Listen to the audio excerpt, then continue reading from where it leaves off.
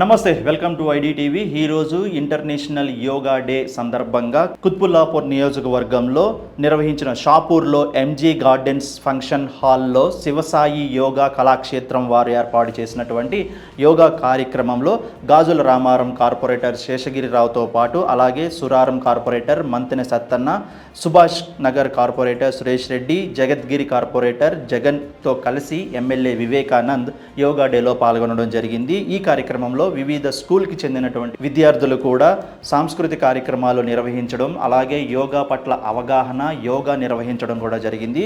యోగా డేని పురస్కరించుకొని కేపీ వివేకానంద్ మాట్లాడుతూ మన దేశానికి యోగా అనేది ఒక గొప్ప వరం, అలాగే ఇతర దేశస్తులు కూడా మన యోగా గొప్పతనాన్ని గుర్తించి ఆచరించడం అనేది మనకి ఎంతో గర్వకారణం. అలాగే నేటి యువత, ముఖ్యంగా ఇప్పుడున్నటువంటి పిల్లలు కానివ్వండి, ఎవరైనా సరే ఈ జనరేషన్ యోగా పట్ల పూర్తి అవగాహన కలిగి యోగాని అభ్యసించి పూర్తి ఆరోగ్యంగా ఉండాలి అంటూ కూడా వాళ్ళు మనస్ఫూర్తిగా కోరుకున్నారు.